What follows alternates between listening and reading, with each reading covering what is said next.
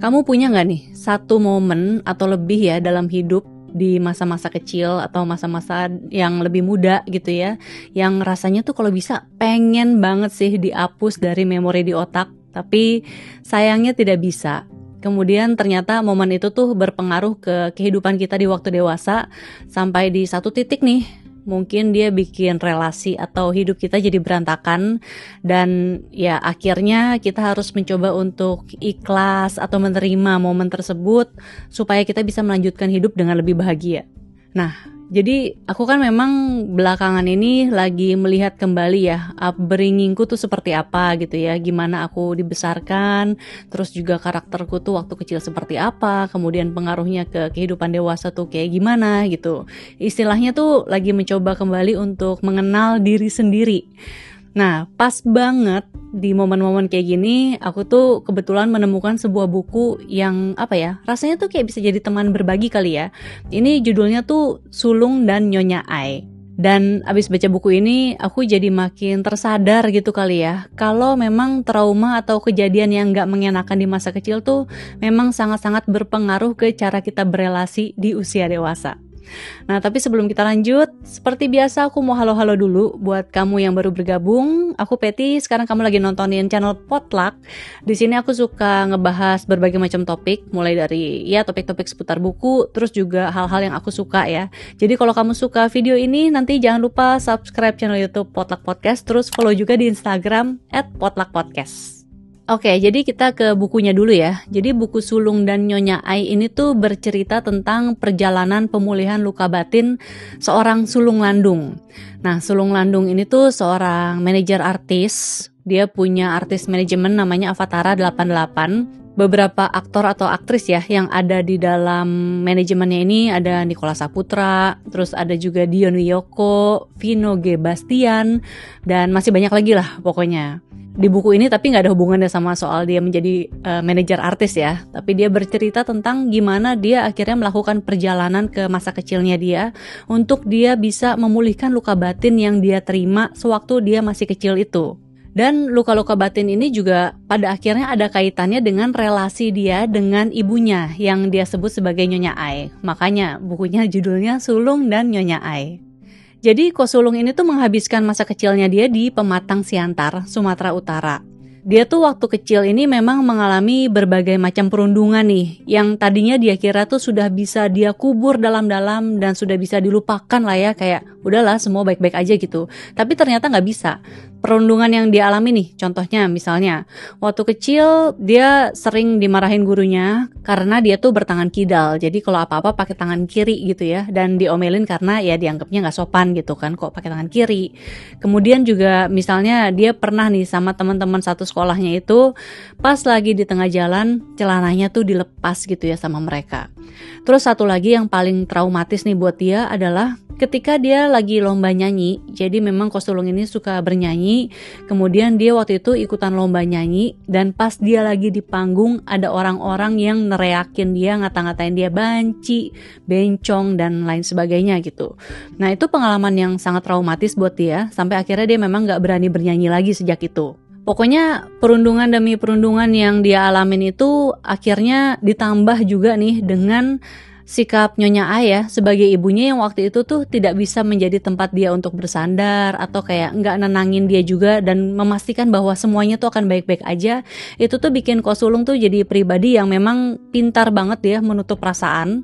Pokoknya dia nggak pernah cerita ke siapapun soal masalah dia, semuanya dia tutup rapat-rapat, dan ketika lagi tampil di depan orang lain ya dia menjadi pribadi yang ceria banget, yang berbeda banget, tapi sebenarnya punya banyak masalah yang dia simpen sendiri gitu. Sampai kemudian ya pas udah memasuki usia dewasa barulah Ko Sulung ini menyadari ya kalau ternyata semua luka-luka yang dia kubur itu akan selalu muncul gitu setiap kali ada kesempatan. Dan waktu itu juga dia cerita di dalam bukunya ini, dia memang sempat mengalami masalah yang cukup besar gitu di dalam keluarga yang akhirnya membuat dia sadar kalau kayaknya dia gak bisa kayak gini terus, berarti ya dia harus mencoba untuk memulihkan luka batin yang dia alami ini supaya dia bisa move on gitulah istilahnya. Nah, aku tuh sempat juga ngobrol sama Ko Sulung nih untuk podcast di Potluck Podcast. Belum tayang tapi ya nanti tungguin aja. Cuman di situ tuh aku cukup terkejut ya ketika pas itu dia cerita kalau ternyata proses pemulihannya tuh panjang banget. Jadi dia mulai dari tahun 2007 pertama kali. Dan kemudian dia merasa kalau kayaknya sudah cukup selesai gitu ya. Itu tuh tahun 2018. Jadi bayangin itu ada 11 tahun. Tapi Ko Sulung cerita kalau dia benar-benar baru ngerasa lega banget dan sudah memaafkan semua orang gitu ya. Dia sudah move on dari luka-lukanya itu adalah di tahun 2022. Itu waktu dia akhirnya bisa bernyanyi di pernikahan adiknya. Soalnya seperti yang tadi aku bilang ya, salah satu momen traumatis dia adalah si waktu lomba nyanyi. Dan itu bikin dia gak bisa berani bernyanyi lagi nih, bahkan untuk sekedar karaokean doang gitu. Nah, sebagai orang yang saat ini memang sedang berusaha untuk mengenal kembali diri sendiri juga gitu ya, aku tuh salut banget sih dengan perjalanan panjang yang dilakukan oleh Ko Sulung ini. Soalnya nggak mudah loh untuk kita melihat kembali kejelekan-kejelekan dalam diri atau mungkin kayak hal-hal traumatis yang pernah kita alami gitu kan.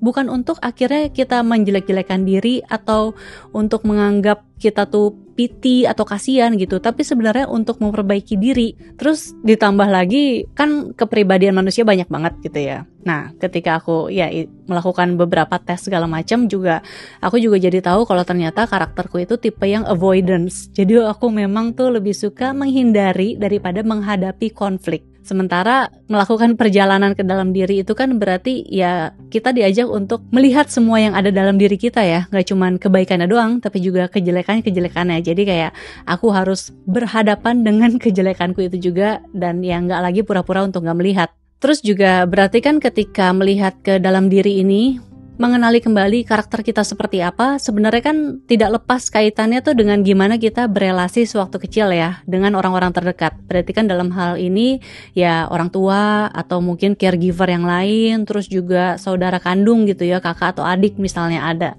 Nah, pas baca bukunya Ko Sulung ini aku juga jadi teringat sama buku Si Kecil Yang Terluka Dalam Tubuh Orang Dewasa yang ditulis sama Patricia Kirnandita.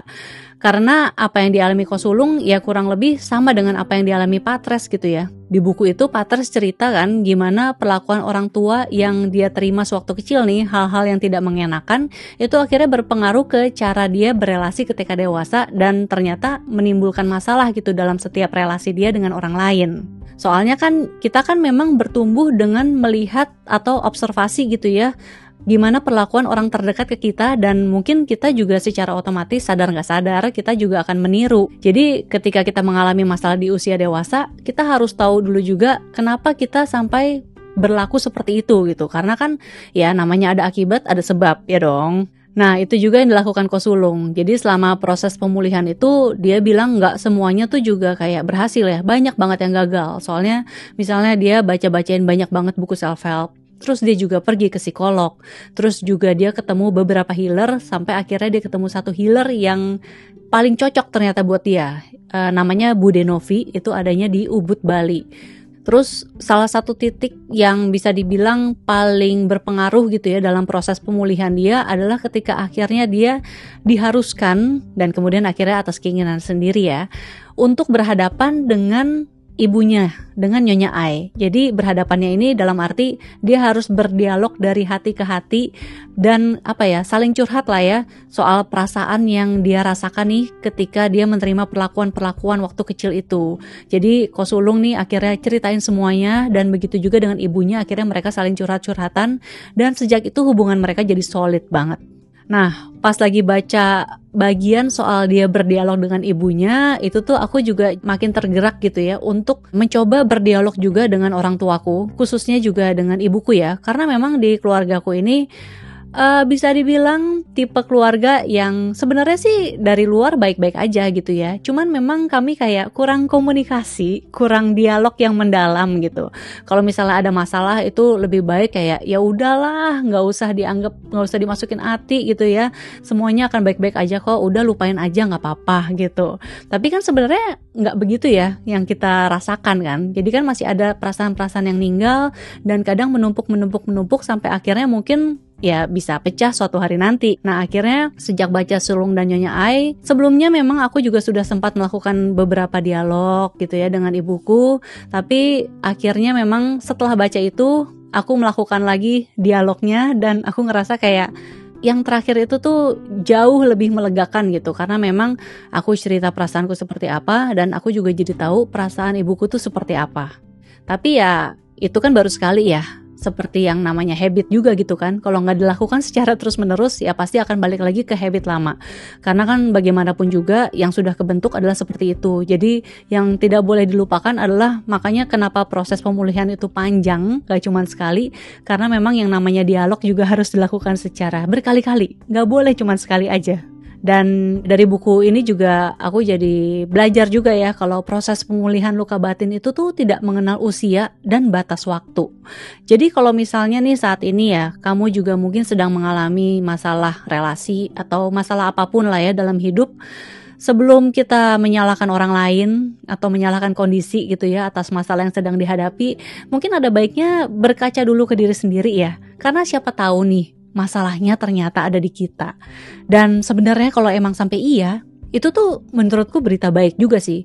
Soalnya meskipun ya tetap sulit juga gitu ya, tapi kalau kita udah sadar masalahnya di kita, akan lebih mudah untuk kita memperbaiki diri daripada kita memperbaiki orang lain yang belum tentu dia sadar akan masalahnya. Ya kan? Oke, mungkin segitu aja sih ceritaku kali ini ya. Terima kasih buat kamu yang sudah menonton, dan seperti biasa kalau kamu suka dengan videonya boleh di like, kalau nggak suka di dislike juga nggak apa-apa. Tapi kalau kamu merasa video ini bermanfaat, bolehlah di share ke media sosial biar teman-teman yang membutuhkan juga bisa menonton. Dan terakhir jangan lupa subscribe channel YouTube Potluck Podcast, terus follow juga di Instagram @potluckpodcast. Sampai jumpa lagi, dadah!